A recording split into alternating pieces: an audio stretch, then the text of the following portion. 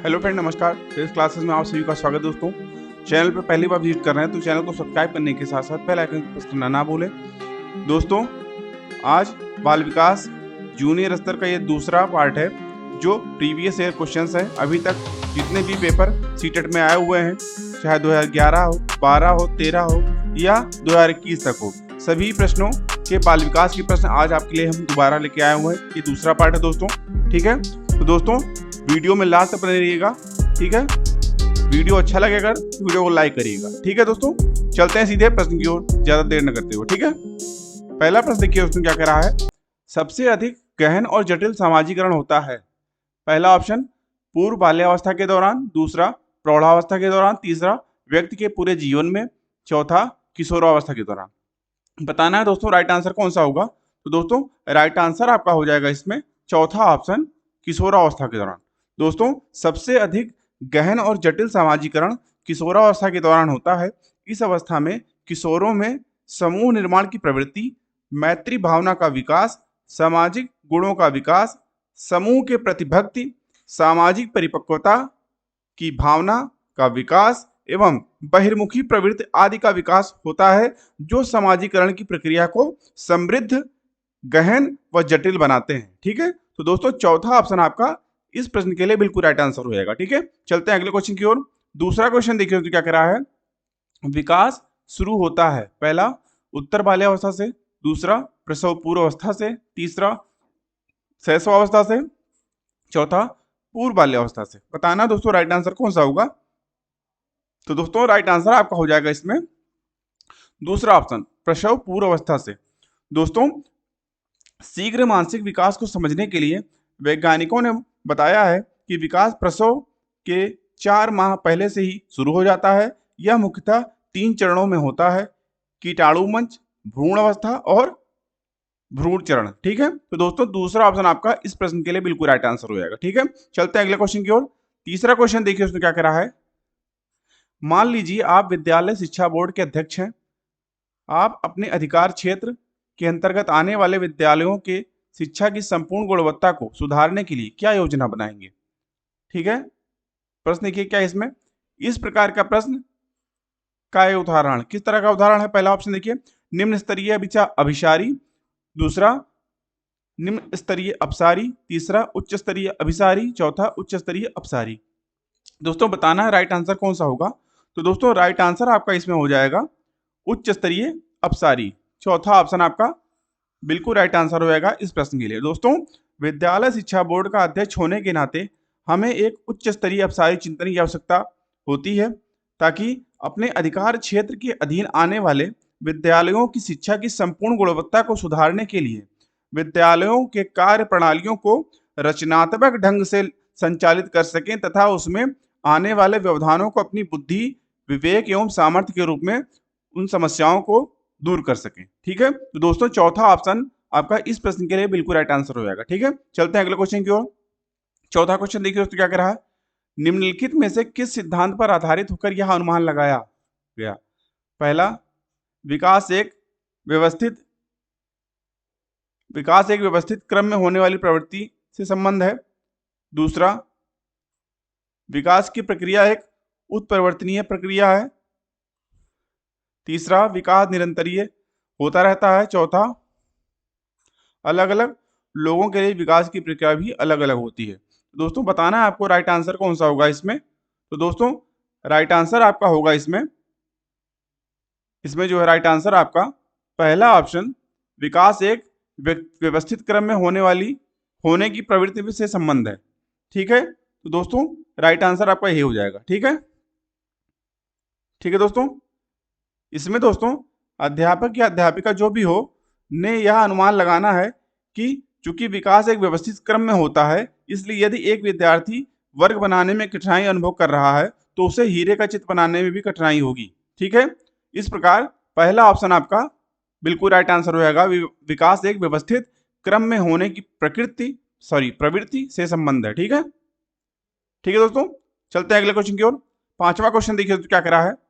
शिक्षार्थी तब तक नहीं सीख सकते जब तक, पहला ऑप्शन, उन्हें शिक्षा के सामाजिक उद्देश्यों की आवश्यकताओं के अनुरूप ना पढ़ाया जाए। पहला, दूसरा, उन्हें यह पता ना हो कि जो तथ्य उन्हें पढ़ाए गए हैं निकट भविष्य में उनका परीक्षण किया जाएगा। तीसरा, वे सीखने के लिए तैयार ना हो। चौथा, दैनिक आधार पर घर में उनके माता पिता विद्यालय में उनके सीखने के बारे में नहीं पूछेंगे। बताना दोस्तों राइट आंसर कौन सा होगा। तो दोस्तों जल्दी बताइए कौन सा राइट आंसर होगा। तो दोस्तों राइट आंसर आपका इसमें तीसरा ऑप्शन बिल्कुल राइट आंसर हो जाएगा। जब तक शिक्षार्थी या विद्यार्थी वे सीखने के लिए तैयार ना हो तब तक वे सीख नहीं सकते हैं। ठीक है दोस्तों, तो ये आपका बिल्कुल राइट आंसर हो जाएगा इस प्रश्न के लिए। ठीक है, चलते हैं अगले क्वेश्चन की ओर। ठीक है, तो इस प्रश्न पे तीसरा ऑप्शन आपका राइट हो जाएगा। ठीक है, चलते हैं अगले क्वेश्चन की ओर। छठा क्वेश्चन देखिए उसने क्या करा है। कोहलबर्ग के सिद्धांत की एक प्रमुख आलोचना क्या है। पहला, कोहलबर्ग ने बिना किसी अनुभूति मूलक आधार के सिद्धांत प्रस्तुत किया। दूसरा, कोहलबर्ग ने प्रस्ताव किया कि नैतिक तार्किकता विकासात्मक है। तीसरा, कोहलबर्ग ने पुरुषों एवं महिलाओं की नैतिक तार्किकता में सांस्कृतिक विभिन्नताओं को महत्व नहीं दिया। चौथा, कोहलबर्ग ने नैतिक विकास की स्पष्ट अवस्थाओं का उल्लेख नहीं किया। बताना दोस्तों राइट आंसर कौन सा होगा। बताना है कौन सा राइट आंसर होगा इसमें। तो दोस्तों राइट आंसर आपका इसमें हो जाएगा तीसरा ऑप्शन, कोहलबर्ग ने पुरुषों एवं महिलाओं की नैतिक तार्किकता में सांस्कृतिक विभिन्नताओं को महत्व नहीं दिया है। दोस्तों कोहलबर्ग ने पुरुषों एवं महिलाओं की नैतिक तार्किकता में सांस्कृतिक विभिन्नताओं को महत्व नहीं दिया, जबकि जन्म पश्चात अवस्था परिवर्तन के साथ ही यह दृष्टिगोचर होने लगती है, यह इन्होंने बताया। अतः कोहलबर्ग के सिद्धांत की यह प्रमुख आलोचना है। तीसरा ऑप्शन आपका बिल्कुल राइट आंसर हो जाएगा इस प्रश्न के लिए। ठीक है, चलते हैं अगले क्वेश्चन की ओर। सातवां क्वेश्चन देखिए उसने क्या करा है। अपनी कक्षा के बच्चों को उनकी अपनी अवधारणाओं को बदलने में आप किस प्रकार सहायता करेंगे। पहला ऑप्शन, बच्चों को सूचनाएं लिखकर उन्हें याद करने को कहकर। दूसरा, यदि बच्चों की अवधारणाएं गलत हों तो उन्हें दंड देकर। तीसरा, तथ्यात्मक जानकारी देकर। चौथा, अवधारणाओं के बारे में बच्चों को अपनी समझ को व्यक्त करने का प्रयास के अवसर देकर। तो दोस्तों राइट आंसर आपका हो जाएगा चौथा ऑप्शन, इस प्रश्न के लिए बिल्कुल राइट आंसर हो जाएगा। ठीक है दोस्तों, किसी भी कक्षा के बच्चों को उनकी अपनी अवधारणाओं को बदलने के लिए यह आवश्यक है कि उनको कक्षा में अपनी समझ व्यक्त करने का अवसर दिया जाए। ठीक है, जब अध्यापक इनके समझ विचार के बारे में पूरी जानकारी प्राप्त कर ले तभी उनके गलत अवधारणाओं के विभिन्न तथ्यों, तर्कों एवं उदाहरणों आदि के माध्यम से उन्हें बदलने का प्रयास करना चाहिए। ठीक है, तो चौथा ऑप्शन आपका इस प्रश्न के लिए बिल्कुल राइट आंसर हो जाएगा। ठीक है, चलते हैं अगले क्वेश्चन की ओर। आठवां क्वेश्चन देखिए क्या कह रहा है। पूर्व संक्रियात्मक काल में आने वाली संज्ञानात्मक योग्यता है। पहला ऑप्शन, अमूर्त चिंतन की योग्यता। दूसरा, अभिकल्पनात्मक निष्कर्ष चिंतन। तीसरा, लक्ष्य उद्दिष्ट व्यवहार की योग्यता। चौथा, दूसरे के दृष्टिकोण को समझने की योग्यता। बताना दोस्तों राइट आंसर कौन सा होगा। तो दोस्तों राइट आंसर आपका हो जाएगा इस प्रश्न के लिए लक्ष्य उद्दिष्ट व्यवहार की योग्यता। ठीक है, तीसरा ऑप्शन आपका इस प्रश्न के लिए बिल्कुल राइट आंसर हो जाएगा। दोस्तों पूर्व संक्रियात्मक अवस्था की अवधि जो होती है वो 2 से 6 वर्ष तक माना गया है।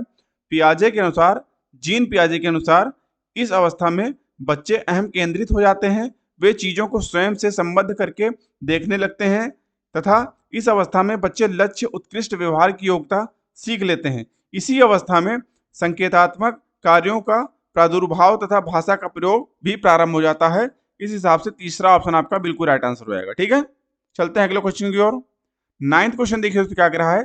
कोई शिक्षक अपनी कक्षा में फर्नीचर की तीखी धार वाले किनारों को रुई से ढका रखने को कहती है और छुओ तथा अनुभव करो वाले सूचना पट्टों का उपयोग करने को कहती है। वह किस वर्ग के विशेष विद्यार्थियों की आवश्यकता पूर्ति करने का प्रयास कर रही है। पहला, सामाजिक रूप से वंचित शिक्षार्थी। दूसरा, दृष्टि विकलांग शिक्षार्थी। तीसरा, श्रवण विकलांग शिक्षार्थी।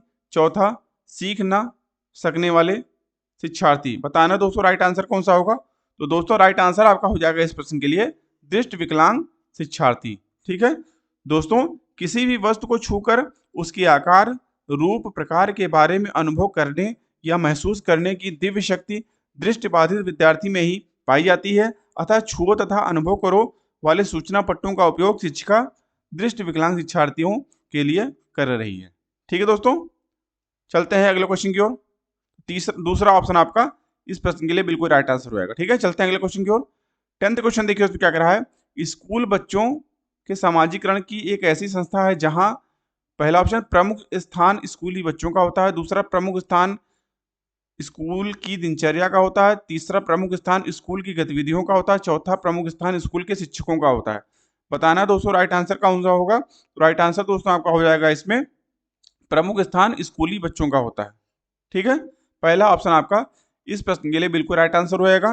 दोस्तों स्कूल बच्चों के समाजीकरण की एक ऐसी संस्था है जहां प्रमुख स्थान स्कूली बच्चों का होता है, अर्थात स्कूल की संपूर्ण गतिविधियां, कार्यक्रम, शिक्षक तथा पाठचर्या स्कूल में पढ़ने वाले बच्चों के मानसिक, शारीरिक एवं सामाजिक तथा नैतिक विकास के लिए प्रतिबद्ध होती है। ठीक है, इसलिए प्रगतिशील शिक्षा में बच्चों को शिक्षा का केंद्र बिंदु बनाया गया है। ठीक है, तो दोस्तों पहला ऑप्शन आपका बिल्कुल राइट आंसर हो जाएगा। ठीक है, और दोस्तों बच्चों की प्रथम पाठशाला किसे कहा गया है। तो बच्चों की प्रथम पाठशाला जो होती है वो घर को कहा गया। और प्रथम जो है गुरु कौन होते हैं बच्चों के दोस्तों। तो ये प्रथम माता जो होती हैं वो बच्चों की प्रथम गुरु होती है, यानी टीचर होती है, प्रथम शिक्षक। ठीक है, और दोस्तों जो स्कूल होता है वो आपका सेकेंडरी जो है विद्यालय होता है, समझ लीजिए एक तरीके से। ठीक है, बच्चों के लिए। ठीक है, चलते हैं अगले क्वेश्चन की ओर। 11वां क्वेश्चन देखिए क्या कर रहा है। निम्नलिखित में से कौन सा विकास का सिद्धांत नहीं है। पहला, विकास तुलनात्मक रूप से क्रमिक होता है, दूसरा विकास समय के साथ धीरे धीरे घटित होता है, तीसरा विकास की सटीक गति एवं प्रकृति जन्म के समय ही निर्धारित हो जाती है, चौथा व्यक्ति अलग अलग से विकास करते हैं। ठीक है, बताना दोस्तों राइट आंसर कौन सा होगा। तो दोस्तों राइट आंसर आपका हो जाएगा इस प्रश्न के लिए तीसरा ऑप्शन, विकास की सटीक गति एवं प्रकृति जन्म के समय ही निर्धारित हो जाती है। ठीक है, ये वाला ऑप्शन आपका गलत है, बाकी तीनों ऑप्शन आपके सही है।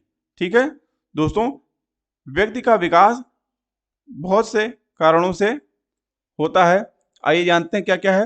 दोस्तों विकास की प्रक्रिया निरंतर अविराम गति से चलती रहती है। ठीक है, ये एक कॉन्टिन्यूअस प्रोसेस है। दोस्तों भिन्न भिन्न व्यक्तियों के विकास की गति एवं दिशा भी भिन्न भिन्न होती है। विकास की गति तथा दिशा में परिमार्जन संभव होता है। ठीक है, विकास तुलनात्मक रूप से क्रमिक होता है। ठीक है, विकास समय के साथ धीरे धीरे घटित होता है। ठीक है, विकास रेखीय गति एवं स्थिर दर से ना होकर चक्राकार होता है। ठीक है, विकास अधोगति रूप में अर्थात सिर से पैर की ओर होता है। ठीक है, अतः विकास की सटीक गति एवं प्रकृति जन्म के समय ही निर्धारित हो जाती है। यह विकास का सिद्धांत नहीं है। तीसरा ऑप्शन, बाकी सारे इसके सिद्धांत हैं। ठीक है दोस्तों, चलते हैं अगले क्वेश्चन की ओर। 12वां क्वेश्चन देखिए दोस्तों, और ये आज का लास्ट क्वेश्चन है। एक प्रगतिशील कक्षा में पहला ऑप्शन, विद्यार्थी के द्वारा निष्क्रिय रूप से ज्ञान प्राप्त किया जाता है, दूसरा विद्यार्थी के द्वारा ज्ञान को उसी रूप से दोहराया जाता है, तीसरा शिक्षक के निर्देशों के अनुसार विद्यार्थी के द्वारा ज्ञान का अनुसरण किया जाता है, चौथा विद्यार्थी के द्वारा ज्ञान की संरचना की जाती है। बताना दोस्तों राइट आंसर कौन सा होगा। तो दोस्तों राइट आंसर आपका हो जाएगा चौथा ऑप्शन, इस प्रश्न के लिए विद्यार्थी के द्वारा ज्ञान की संरचना की जाती है, आपका बिल्कुल राइट आंसर हो जाएगा। दोस्तों विद्यार्थी के द्वारा ज्ञान की संरचना की जाती है। यह एक प्रगतिशील कक्षा में विद्यार्थी के द्वारा ज्ञान की संरचना या निर्माण किया जाता है, जिसमें प्रगतिशील कक्षा में शिक्षक की भूमिका मात्र एक सुविधादाता या सुलभकर्ता, ठीक है, की होती है। वह ऐसे अधिगम परिस्थिति का निर्माण करता है जिसमें विद्यार्थी सक्रिय होकर अधिगम अनुभव प्राप्त करते हैं। ठीक है दोस्तों, प्रगतिशील कक्षा में बच्चों के पूर्व अनुभव को महत्व ज्यादा दिया जाता है।